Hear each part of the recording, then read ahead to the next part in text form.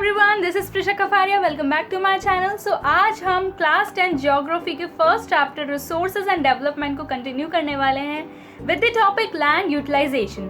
सो सबसे पहले बताओ यूटिलाइजेशन मतलब क्या होता है। सो यूटिलाइजेशन मतलब होता है किसी चीज़ को यूज़ करना। So this topic is about land utilization. So means land को यूज़ करना। सो लैंड को हम डिफरेंट पर्पसेस के लिए यूज़ कर सकते हैं। What are those purposes? First purpose होता है फॉरेस्ट। फॉरेस्ट बहुत सारे हैं हमारे इंडिया में और उसके लिए लैंड डिवोट की जाती है। दूसरा है ऐसी लैंड जो कि फॉरेस्ट मतलब कल्टीवेशन जिस पर नहीं हो सकता है। तो आप बताओ मुझे ऐसी कौन सी लैंड होगी जिस पर कल्टीवेशन नहीं हो सकता? ऑब्वियसली एक ऐसी लैंड होगी जो कि एकदम बंजर सी ज़मीन होगी, जो फर्टाइल लैंड नहीं होगी, वहाँ पर नहीं हो सकता कल्टीवेशन। उसके साथ साथ कुछ ऐसी ज़मीन जहाँ पे बड़ी बड़ी बिल्डिंग्स होंगी, रेलवे होंगे, अलग अलग इंडस्ट्रीज फैक्ट्रीज बनी होंगी, वहाँ पर आप कल्टीवेशन नहीं कर सकते हो। अब ऐसी जगह हो गई।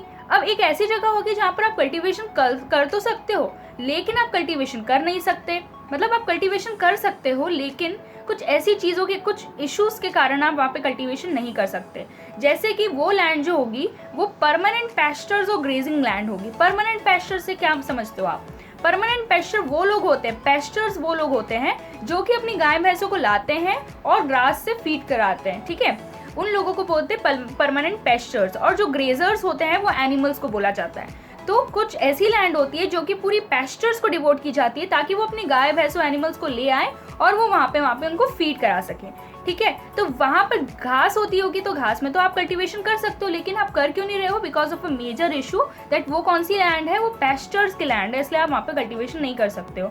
दूसरी चीज़ होगी कि वहाँ पर land under miscellaneous tree crop groves होंगे। मतलब वो एक ऐसी लैंड होगी जो कि वहाँ पे अचानक ही अपने आप ही ट्रीज ग्रो हो जाते हैं। कोई ह्यूमन एक्टिविटी से कोई ग्रो नहीं होता, अपने आप ही ट्रीज ग्रो होने लगते हैं, ठीक है। तो वो एक ऐसी लैंड हो जाएगी। वहाँ पर आप ट्रीज कट भी कर दोगे तो वहाँ पे फिर से अपने आप ग्रोथ हो जाएगी उनकी। इसलिए वो लैंड किसके अंदर आएगी? मिसलेनियस ट्री क्रॉप ग्रूव्स के अंदर आएगी जहाँ पर आप कल्टीवेशन कर सकते हो। लेकिन because of the nature of land की नेचर के कारण कि वो अपने आप ही वहाँ से ट्रीज उग के आ रहे हैं जिसके कारण आप वहाँ पर कल्टीवेशन नहीं कर पा रहे हो। तीसरा कारण होता है कल्चरेबल लैंड। कल्चरेबल लैंड मतलब क्या होता है? कल्चरेबल लैंड एक वेस्ट लैंड है जिस पर आप कल्टीवेशन नहीं करते हो 5 और 5 से ज़्यादा साल के लिए, जिसको आप अनकल्टिवेटेड छोड़ते हो 5 या फिर 5 से ज़्यादा सालों के लिए, उसे बोलते हैं आप कल्चरेबल वेस्ट लैंड।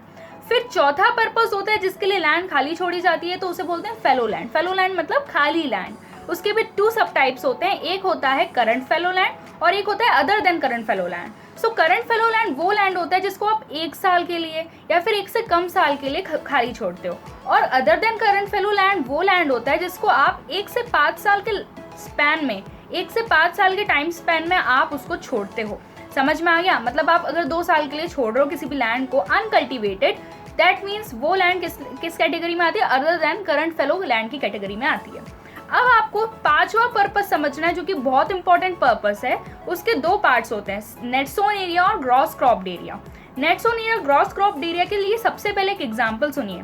देखिए, एक ये लैंड है और एक ये लैंड है। 2 मेरे पास फील्ड समझ लो, ये फील्ड 1 है और ये फील्ड 2 है। इमेजिन करो, तो फील्ड 1 जो है वहाँ पर कल्टीवेशन 1 साल में 1 बार होता है और फील्ड 2 में कल्टीवेशन 1 साल में 2-3 बार हो जाता है, ठीक है। क्या बोला है मैंने? फील्ड 1 पे कल्टीवेशन 1 साल में कितनी बार होता है? 1 बार होता है।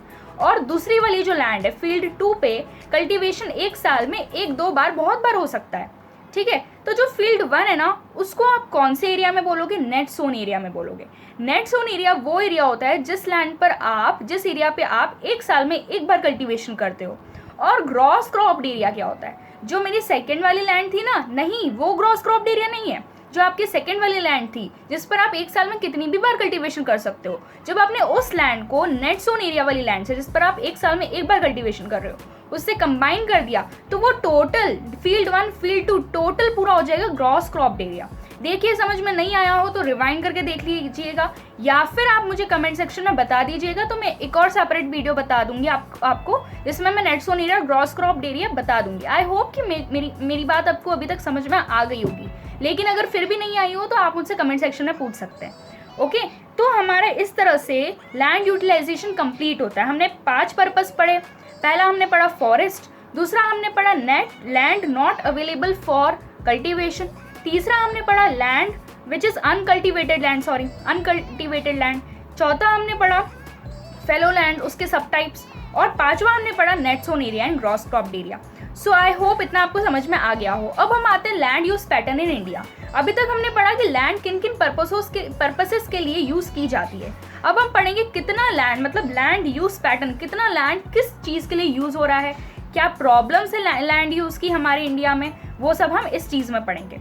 तो सबसे पहले जैसे कि हमने बहुत सारी चीज़ों में पढ़ा है, हर चीज़ के हम फैक्टर्स पढ़ते हैं कि ये चीज़ किस पे डिपेंडेंट होती है, ये चीज़ किस पे डिपेंडेंट होती है, तो ऑब्वियसली लैंड भी किसी ना किसी पे डिपेंडेंट होगी। यस, सो लैंड होती है कुछ फिजिकल फैक्टर्स पे डिपेंडेंट, कुछ ह्यूमन फैक्टर्स पे डिपेंडेंट। फिजिकल फैक्टर्स जैसे कि टोपोग्राफी, क्लाइमेट, सॉइल टाइप्स, ये हो गए फिजिकल फैक्टर्स। और ह्यूमन फैक्टर्स जैसे कि पॉपुलेशन डेंसिटी हो गया, देन कल्चर्स एंड ट्रेडिशंस हो गए, ये सारे हो गए ह्यूमन फैक्टर्स। अच्छा, मैं बताती हूँ टोपोग्राफी क्या होता है। टोपोग्राफी मतलब लैंड के बारे में बताते हैं कि लैंड कैसी है, लैंड ऊबड़ खाबड़ है, अनइवन है, कि लैंड प्लेन है, कि लैंड फर्टाइल लैंड है, तो वो टोपोग्राफी के अंदर आता है। देन क्लाइमेट के अंदर, क्लाइमेट तो आपको पता ही है, क्लाइमेट जैसा भी होगा वो क्या डिटरमाइन करेगा कि लैंड कैसे टाइप की होगी।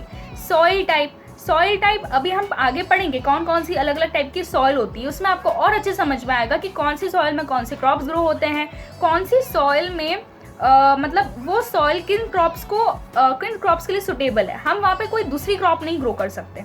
तो लैंड जो होती है वो ऐसे ही अलग अलग टाइप से होती है और सॉइल टाइप से भी वो डिटरमाइन की जाती है। Then human factors, population density, population अगर ज़्यादा होगी तो आपको ज़्यादा फूड ग्रेन्स बनानी पड़ेंगी।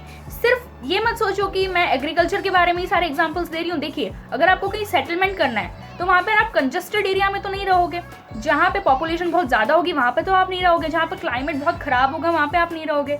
तो ये सारी जो फैक्टर्स हैं, ह्यूमन फैक्टर्स भी और फिजिकल फैक्टर्स भी, वो सारी लैंड यूज़ की पर्पसेस को डिटरमाइन करता है। आया समझ में?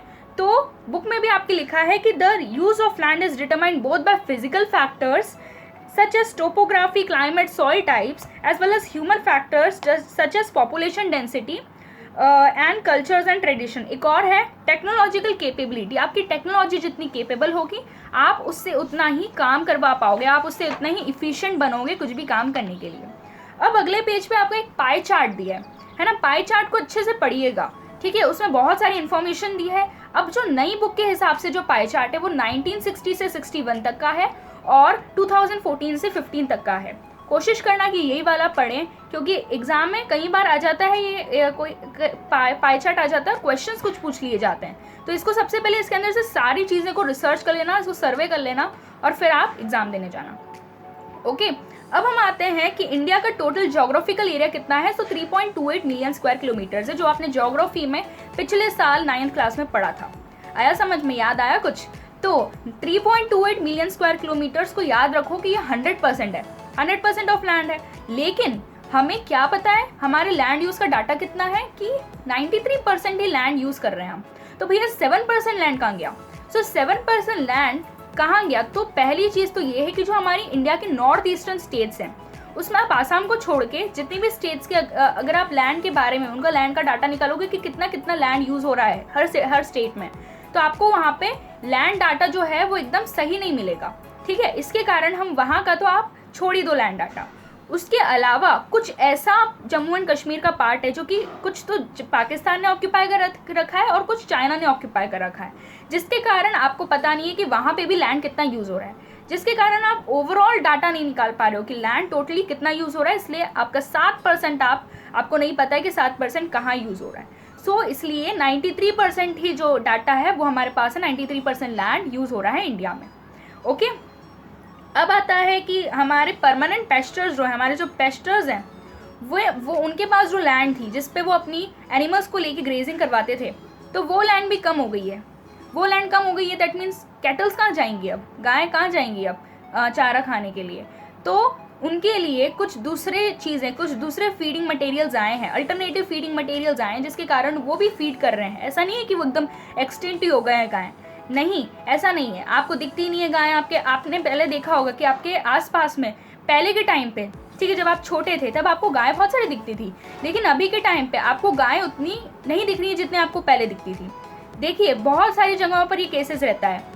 तो ये ऐसा इसलिए है क्योंकि वहाँ पर से जो लैंड है जहाँ पर कल्टीवेशन, जहाँ पर पहले ग्रेजिंग की जाती थी, जहाँ पर ये गाय को लाया जाता था, फीड करवाने के लिए, तो वो लैंड अब कम हो गया है। So the land under permanent pasture has also decreased. इसके अलावा जो current fallow other than current fallow land है, other than current fallow land मैंने आपको बताया था, वो लैंड जो कि 1 से 5 साल के टाइम स्पैन के लिए छोड़ी जाती है, चाहे वो 2 साल के लिए छोड़ी जाए, चाहे वो 3 साल के लिए छोड़ी जाए, चाहे वो 4 साल के लिए छोड़ी जाए, तो वो लैंड को बोलते हैं other than current fallow land.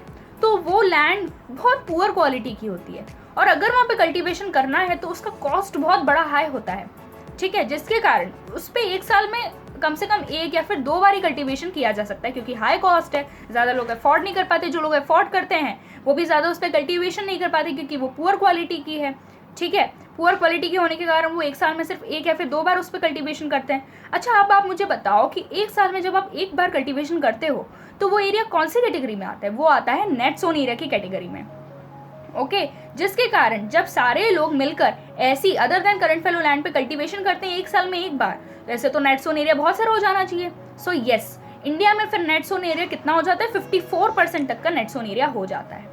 अच्छा, ये नेट सोन एरिया को आप कंपेयर करो एग्रीकल्चर से। नेट सोन एरिया तो है ही तो पार्ट एग्रीकल्चर का ही ना, तो एग्रीकल्चर से कंपेयर करो। ये समझो, नेट सोन एरिया को 2 मिनट के लिए भूल जाओ और मैं जो बोल रही हूँ वो सुनो ध्यान से। एग्रीकल्चर भी अलग अलग स्टेट्स में अलग अलग होता है, जैसे कि कुछ स्टेट्स में एग्रीकल्चर बहुत ज़्यादा होता है, कुछ स्टेट में बहुत कम होता है। What are the factors which are affecting agriculture, ये भी हम पढ़ेंगे। तो एग्रीकल्चर हरियाणा और पंजाब वाली साइड में टोटली 80% तक का एग्रीकल्चर हो जाता है, और एग्रीकल्चर कुछ नॉर्थ ईस्टर्न स्टेट्स में, अंडमान निकोबार आइलैंड्स में जो एग्रीकल्चर है वो बहुत ज़्यादा 10% से भी कम होता है। तो ऐसा क्यों? इतनी ज़्यादा मतलब अलग अलग वो क्यों हो रहा है कि एक जगह बहुत ज़्यादा एक जगह बहुत कम है? ऐसा इसलिए हो रहा है क्योंकि पंजाब और हरियाणा वाला पार्ट जो है वो प्लेन एरिया है, वो नॉर्दर्न प्लेन्स में आता है। और मैंने आपको बताया था प्लेन एरिया जो होते हैं which are suitable for agriculture and industry, ठीक है। और जो माउंटेनियस रीजन होते हैं, जिसमें कि अंडमान निकोबार आइलैंड्स आ गए, द नॉर्थ ईस्टर्न स्टेट्स आ गई, तो यहाँ पर क्या होता है, यहाँ पर कल्टीवेशन करना थोड़ा सा मुश्किल होता है, जिसके कारण वहाँ का एग्रीकल्चर भी कम होता है। तो यही समझो ना कि नेट सोन एरिया जो है वो पंजाब और हरियाणा में 80% तक का है, और नॉर्थ ईस्टर्न स्टेट्स में और अंडमान निकोबार आइलैंड्स में 10% से भी कम है। सो आई होप आपको इतना समझ में आ गया हो। अब आगे बात करते हैं हम नेशनल फॉरेस्ट पॉलिसी के बारे में। 1952 में नेशनल फॉरेस्ट पॉलिसी ने बोला था कि हमें ना आपकी कंट्री में, मतलब इंडिया में, टोटल फॉरेस्ट एरिया कितना होना चाहिए? 33% तक का फॉरेस्ट एरिया होना चाहिए। ऐसा इसलिए ताकि इकोलॉजिकल बैलेंस रह सके। इकोलॉजिकल बैलेंस मतलब फ्लोरा, फौना, एनिमल्स, प्लांट, सारे लोग सारे जीव एकदम आराम से हार्मनी में रह सके। दूसरी बात ये, वो लोग जो कि फुल्ली फॉरेस्ट पर डिपेंडेंट है, लाइक ट्राइब्स, उन लोगों की लाइफ ना डिस्टर्ब हो।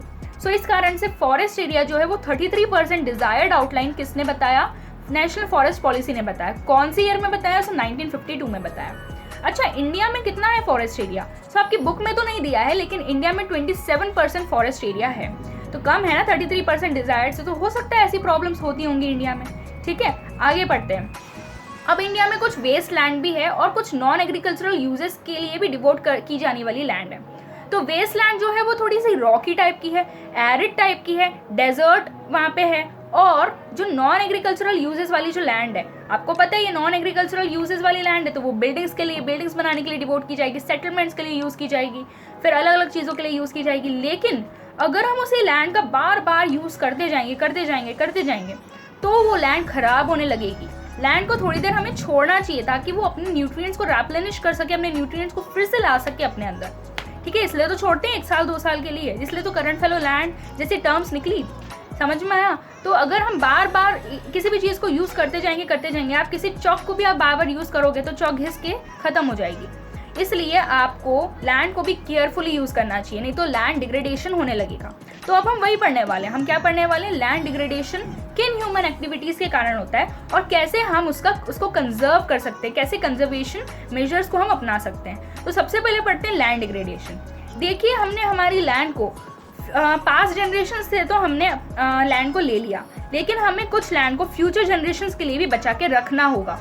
लेकिन अगर हम हमारी ह्यूमन एक्टिविटीज़ को चलते रहने देंगे, जैसे कि हम ओवरग्रेजिंग करते रहेंगे, हम डिफॉरेस्टेशन करते रहेंगे या फिर माइनिंग, क्वारिंग करते रहेंगे, तो लैंड डिग्रेडेशन होना पक्का है।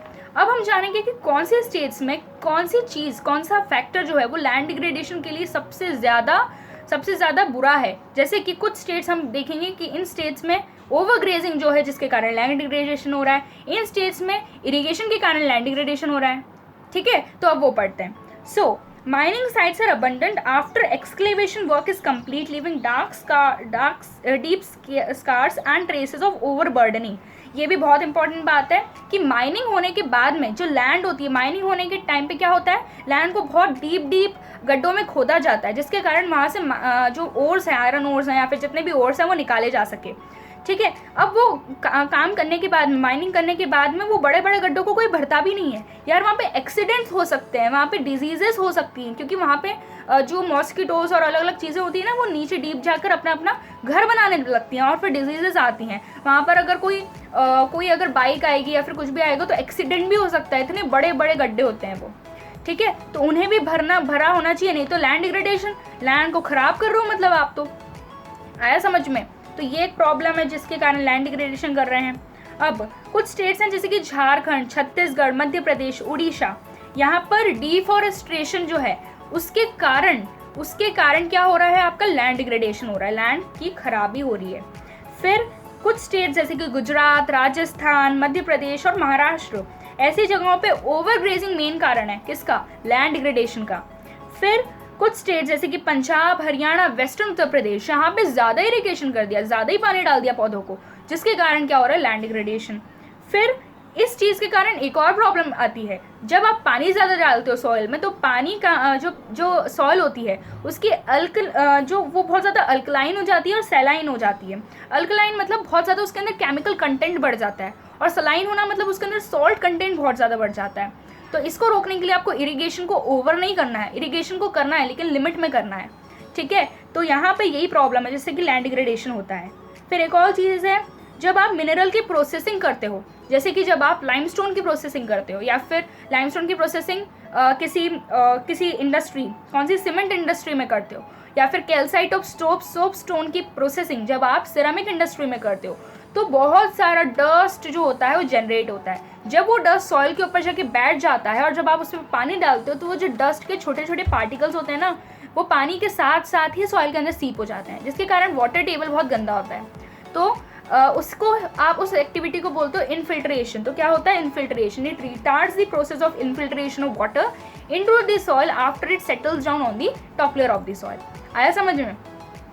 अब एक और चीज़ है, इंडस्ट्रियल एफ्लुएंस। इंडस्ट्रियल एफ्लुएंस मतलब क्या होता है, इंडस्ट्री का जो वेस्ट होता है वो, जब इंडस्ट्री का वेस्ट निकलता है तो लोग क्या करते हैं, इस इंडस्ट्री के वेस्ट को या तो लैंड में ऐसे ही डाल देते हैं, या फिर उस इंडस्ट्री के वेस्ट को वो वाटर में डाल देते हैं, डंप कर देते हैं, जिसके कारण वाटर और लैंड डिग्रेडेशन फिर से स्टार्ट हो गया। आया समझ में? इसलिए भी लैंड डिग्रेडेशन हो रहा है कि आप इंडस्ट्रियल एफ्लुएंस को सही जगह पे डंप नहीं कर रहे हो, आप वाटर और लैंड में उसको बहुत बुरी तरह डंप करो। अच्छा, अगर करना भी है अगर डंप, तो उसको पहले अच्छे से मतलब उसको अच्छे से ट्रीट करो पहले, सॉइल को नहीं, जो भी आपका एफ्लुएंट्स बच रहे हैं उसको अच्छे से ट्रीट करो, फिर उसके अंदर से कुछ भी चीज़ निकले जो कि अगर सॉइल के लिए, जैसे कि कुछ मैन्योर टाइप की चीज़ होती है, वो अगर सॉइल के लिए बेनिफिशियल है तो आप उसके अंदर डालो। ठीक है, ऐसे ही मत फेंक दो कि आपने प्लास्टिक भी फेंक दिया, बहुत सारी अलग अलग गंदी पॉलीथीन्स फेंक दी, अलग अलग चीज़ें फेंक दी, नहीं, ऐसा करोगे तो लैंड खराब होगा। तो हमने ये सारी चीज़ें क्या पढ़ी कि किस कारण से लैंड डिग्रेडेशन हो रहा है। अब हम पढ़ेंगे इस लैंड डिग्रेडेशन को हम किस तरह से रोक सकते हैं। रोकने के लिए आपको क्या करना पड़ेगा, डिफॉरेस्टेशन का अपोजिट क्या होता है, एफॉरेस्टेशन। तो आपको करना होगा एफॉरेस्टेशन, आपको बहुत सारे पेड़ लगाने होंगे। देखो, पेड़ लगा लो, आधी प्रॉब्लम्स तो सॉल्व हो जाएंगी, आधी तो इकोलॉजिकल क्राइसिस सॉल्व हो जाएंगे। ठीक है, तो पेड़ लगाना बहुत इंपॉर्टेंट चीज़ होती है। फिर आपकी जो ग्रेजिंग होती है, अच्छा आप सोच रहे होंगे यार ग्रेजिंग, गाय भैंस चरने आते हैं तो उससे क्या लैंड डिग्रेडेशन होता है ना, ये आपके अंदर क्वेश्चन होगा, अगर नहीं है तो सुन लो। ये ऐसा इसलिए होता है क्योंकि जो लैंड होती है, जब कोई भी गाय भैंस आती है, जब कोई काऊ आती है, जब वो फीड करती है ग्रास पर, तो क्या करती है, वो ग्रास खाती तो है, ग्रास के साथ साथ वो जो टॉप लेयर होती है जिस पर ग्रास होती है वो भी निकल जाती है, वो भी जड़ से वो निकल जाती है वहाँ से, जिसके कारण आपको पता है टॉप सॉइल जो होती है लैंड की, टॉप सॉइल जो होती है सॉइल की, उसमें सबसे ज़्यादा न्यूट्रिएंट्स होते हैं। जब वो खाते हैं, जब एनिमल्स उसको खाते हैं, तब क्या होता है, जो टॉप लेयर होती है वो भी निकल जाती है, जिसके कारण जो न्यूट्रिएंट्स होते हैं, एसेंशियल न्यूट्रिएंट्स होते हैं सॉइल के लिए, वो भी निकल जाते हैं।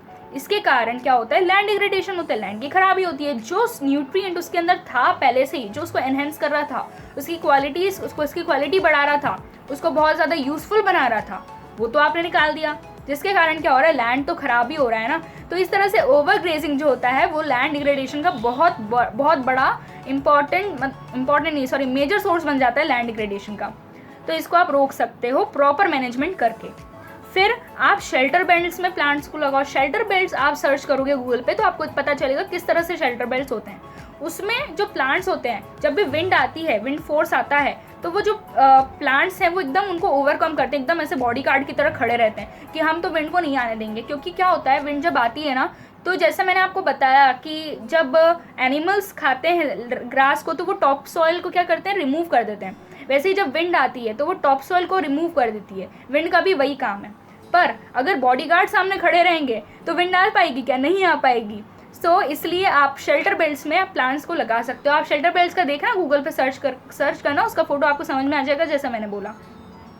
फिर ओवर ग्रेजिंग को तो कंट्रोल करो। अब जो जैसा मैंने बताया कि जब आप लाइमस्टोन को प्रोसेस करते हो या फिर कैल्साइट और सैंडस्टोन को प्रोसेस करते हो, तो जो काम वो डस्ट का होता है ना, कि डस्ट कैसे करती है, क्या करती है, इनफिल्ट्रेट करती है वाटर को, वैसे ही सैंड ड्यून्स का भी वही काम होता है। तो उसको भी आपको स्टेबल रखना होगा। उसको भी ऐसा नहीं है कि वो उड़ते ही रहे पूरे टाइम। तो उसके लिए आपको थॉर्नी बुशेस जो है वो प्लांट करने पड़ेंगे, ताकि वो अपनी जड़ों से सैंड ड्यून्स को एकदम जकड़ के रखें, ताकि सैंड ड्यून ज़्यादा उड़ ना सके। उड़ेंगी तो सही, पर ज़्यादा नहीं उड़ सके। पहले तो और ज़्यादा उड़ती थी, क्योंकि उस सैंड ड्यून्स को किसी ने जकड़ नहीं रखा था ना। किसी भी चीज़ को आप पकड़ रखोगे तो वो बहुत मुश्किल से जाएगा, इतनी ईजिली नहीं जा पाएगा अगर आप स्ट्रांग हो तो।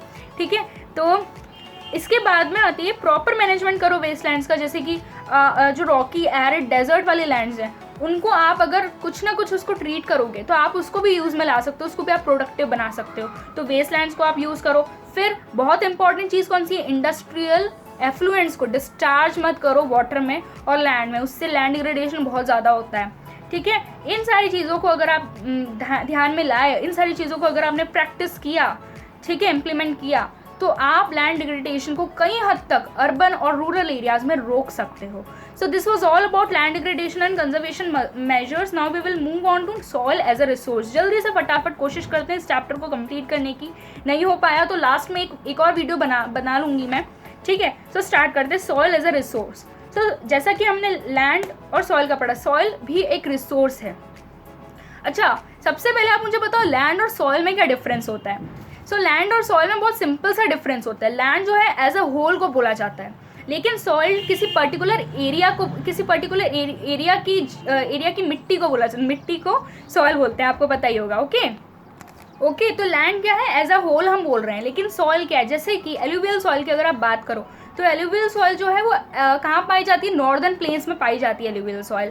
तो इससे आपको क्या पता चला कि यार नॉर्दर्न प्लेन्स वाली जो लैंड है वहाँ पर एलुवियल सॉइल पाई जाती है। क्या पूरे इंडिया में एलुवियल सॉइल पाई जाती है? नहीं।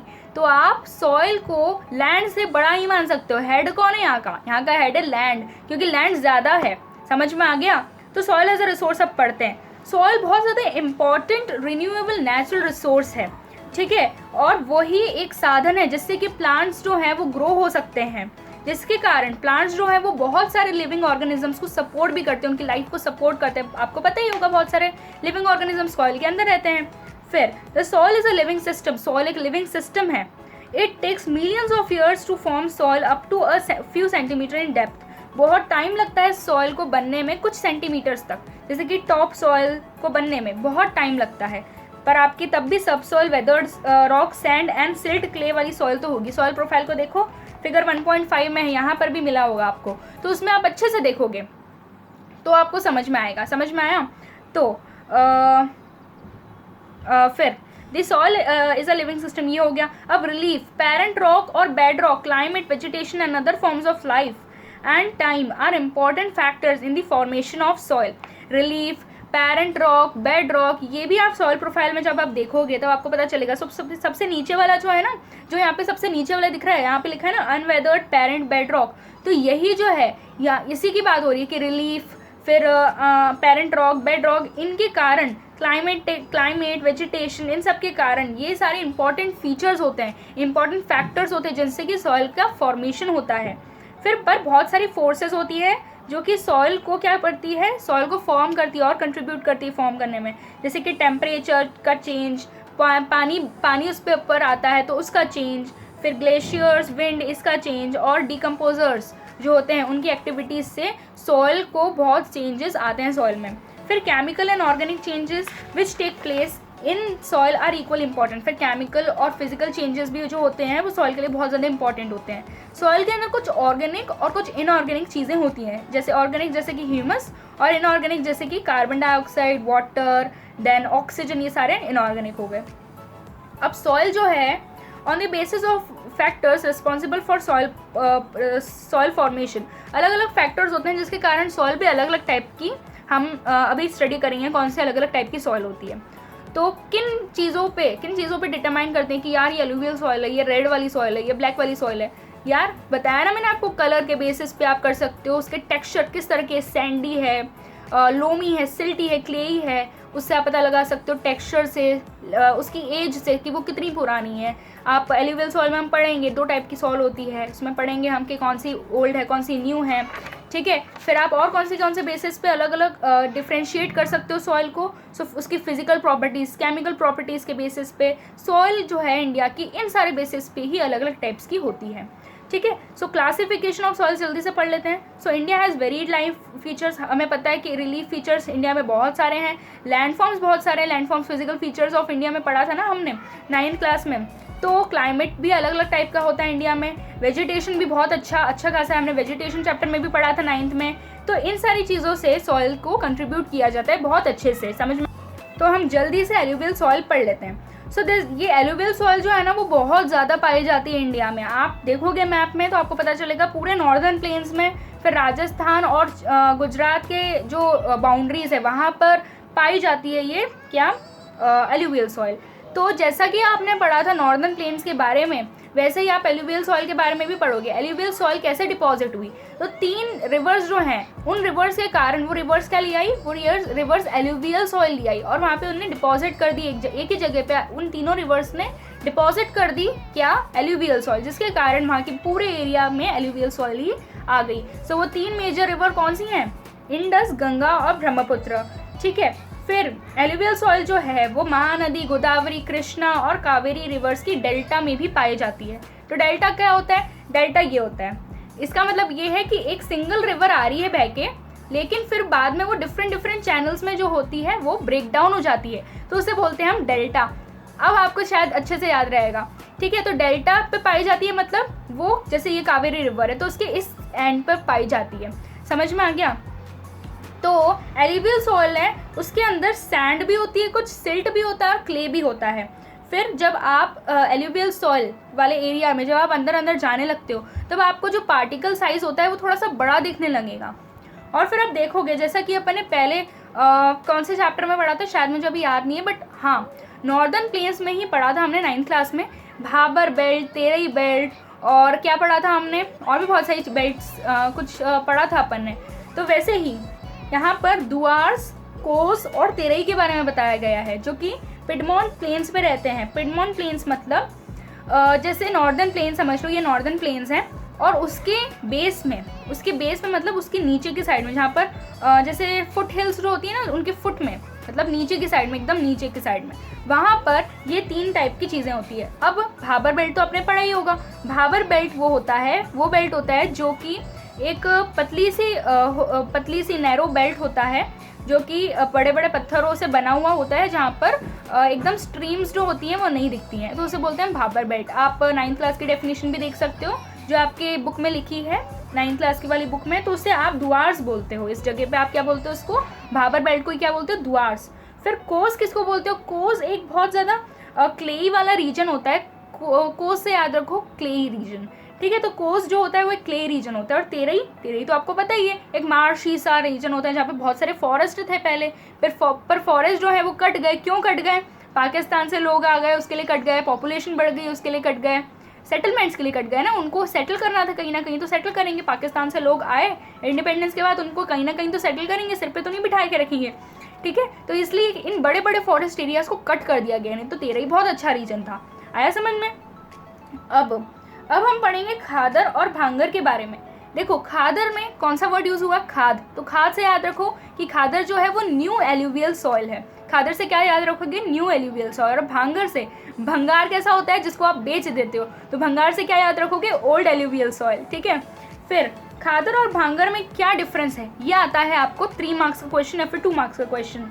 सो भांगर जो है, क्या बताया मैंने, भांगर ओल्ड एल्यूवियल सॉइल है तो वो फर्टाइल भी कम होगा। ओल्ड जो होगा वो जो पुराना हो गया होगा वो फर्टाइल कम होगा। क्यों फर्टाइल कम होगा, क्योंकि उसके अंदर कंकड़ बहुत सारे हैं, कंकड़ नोड्यूल्स लिखा है यहाँ पर, तो बस ये समझो कि उसमें कंकड़ बहुत सारे हैं, इसलिए वो फर्टाइल नहीं है। लेकिन खादर जो सॉइल है वो न्यू सॉइल है और उसके अंदर कंकड़ जो है वो बहुत कम है, जिसके कारण वो फर्टाइल है। तो यहाँ पर आप 3 चीज़ों का डिफरेंस लिख सकते हो, ओल्ड सॉइल, न्यू सॉइल। ठीक है, फिर हायर कंसेंट्रेशन ऑफ कंकड़ नोड्यूल्स, लोअर कंसेंट्रेशन ऑफ कंकड़ नोड्यूल्स इसके बेसिस पे, और विच इज मोर फर्टाइल इसके बेसिस पे। ठीक है, तो इतना समझ में आ गया। एल्यूवियल सॉइल जो है वो पूरी में ही बहुत अच्छी फर्टाइल है। एल्यूवियल सॉइल के अंदर कौन कौन से न्यूट्रिएंट्स पाए जाते हैं, जैसे कि हमारे न्यूट्रिएंट्स कौन से हो गए, विटामिन, मिनरल्स, देन प्रोटीन्स, अलग अलग न्यूट्रिएंट्स, कार्बोहाइड्रेट्स, फैट्स, ये सब अलग अलग न्यूट्रिएंट्स हो गए। सॉइल के भी कुछ न्यूट्रिएंट्स होंगे, तो उसके न्यूट्रिएंट्स में आते हैं potash, phosphoric acid and lime. ठीक है, इस एल्यूवियल सॉइल के अंदर बहुत फर्टाइल होती है ये लैंड, और इसके अंदर ये 3 चीज़ें पाई जाती है। लर्न कर लेना इन 3 चीज़ों को, फिल इन द ब्लैंक्स में आ सकता है ये। अब इन न्यूट्रिएंट्स के कारण इनके अंदर क्या क्या चीज़ों की ग्रोथ हो सकती है, शुगर केन की ग्रोथ हो सकती है, राइस जिसको आप पैडी भी बोलते हो उसकी ग्रोथ हो सकती है, वीट की ग्रोथ हो सकती है, और पल्सेस, दाल और राइस की ग्रोथ आराम से यहाँ पे हो सकती है। फिर इसकी इतनी ज़्यादा फर्टिलिटी के कारण यहाँ पे बहुत ज़्यादा कल्टीवेशन तो होता ही है, उसके साथ साथ ये जगह जो है वो बहुत ज़्यादा पॉपुलेटेड भी है। आपने नॉर्दर्न प्लेन्स में पढ़ा भी था कि यहाँ पर क्लाइमेट भी बहुत अच्छा है, वाटर की भी क्वांटिटी बहुत अच्छा है, जिसके कारण यहाँ पे डेंसली पॉपुलेटेड एरिया है, यहाँ पे बहुत ज़्यादा लोग रहते हैं। पॉपुलेटेड मतलब बहुत ज़्यादा लोग रहते हैं। तो वैसे ही एल्यूवियल सॉइल जो है इतनी ज़्यादा फर्टिलिटी के कारण यहाँ पे कल्टीवेशन बहुत अच्छा होता है, जिसके कारण यहाँ पर भी बहुत ज़्यादा लोग रहते हैं। समझ में आ गया। अब ये सॉइल जहाँ पर ड्राई होगी, ऐसी भी तो कुछ सॉइल होगी ना जो कि ड्राई होगी, तो वहाँ पर केमिकल इनके अंदर बहुत ज़्यादा होता है, अल्कलाइन ही होती है। अल्कलाइन मतलब केमिकल इनके अंदर बहुत ज़्यादा होता है। लेकिन जब हम इसको ट्रीट करेंगे, इसको प्रॉपर ट्रीटमेंट देंगे, तो ये भी हमारी प्रोडक्टिव बन सकती है। तो ये हो गया हमारा एल्यूवियल सॉइल। अब हम आते हैं ब्लैक सॉइल। ठीक है, ब्लैक सॉइल बहुत छोटा सा, बहुत ईजी सा है। सबसे पहले आपकी बुक में लिखा है these soils are black in colour. कितनी इंपॉर्टेंट बात लिखी है जो कि हमें पता ही नहीं थी यार। ब्लैक सॉइल बोला है, ब्लैक तो होगी ना कलर में, तो ये क्यों लिखा है these soils are black in colour. याद रखना, एग्जाम में अगर ये पॉइंट लिख के आ गया ना 1 मार्क में, तो वो आपको 1 मार्क नहीं मिलेगा। ठीक है, इतनी छोटी सी बात, ऐसी बात जो मतलब शायद सबको पता है ना कि ब्लैक सॉइल बोला है तो ब्लैक तो होगी कलर में, तो these soils are black in colour सबको पता है। And also known as regur soil. हाँ, ये इंपॉर्टेंट बात है, 1 मार्क की इसमें आ सकता है कि इसे क्या बोलते हो आप, रेगर सॉइल भी बोलते हो। अब ब्लैक सॉइल जो होती है उसके अंदर कॉटन बहुत अच्छा ग्रो होता है, जिसके कारण इसको आप ब्लैक कॉटन सॉइल भी बोलते हो। अब इसके फॉर्मेशन के लिए दो चीज़ें फैक्टर्स होती हैं। पहली चीज़ होती है क्लाइमेटिक कंडीशंस, और दूसरी चीज़ होती है parent rock material. Parent rock material मतलब सॉइल के सबसे नीचे वाला भाग जो कि सबसे ज़्यादा कड़क होता है, उसके वो भी एक फैक्टर होता है इसके फॉर्मेशन के लिए, और क्लाइमेटिक कंडीशंस भी इसके फॉर्मेशन के फैक्टर्स होती हैं। अच्छा, आपने फिजिकल फीचर्स वाले एक चैप्टर में 9th क्लास में डेक्कन ट्रैप तो पढ़ा ही होगा, और वहाँ पे ब्लैक सॉइल का भी नाम आया था। ठीक है, तो यही ब्लैक सॉइल भी डेक्कन ट्रैप में ही पाई जाती है, जिसको आप बसाल्ट रीजन भी बोलते हो। ठीक है, वहाँ पे क्यों पाई जाती है, क्योंकि वहाँ पे लावा निकला था, वहाँ पे वॉल्केनिक इरप्शन हुआ था। कब हुआ था, जब हमारी Indo Australian plate Eurasian plate से टकराई थी, उस टाइम पे यहाँ पर वॉल्केनिक इरप्शन हुआ था, जिसके कारण जो लावा हुआ उसने क्या कर दिया, सॉइल को काला कर दिया और ब्लैक सॉइल का फॉर्मेशन हो गया। ओके, अच्छा, ये डेक्कन ट्रैप में तो पाई जाती है, डेक्कन प्लेट्यू पे भी पाई जाती होगी।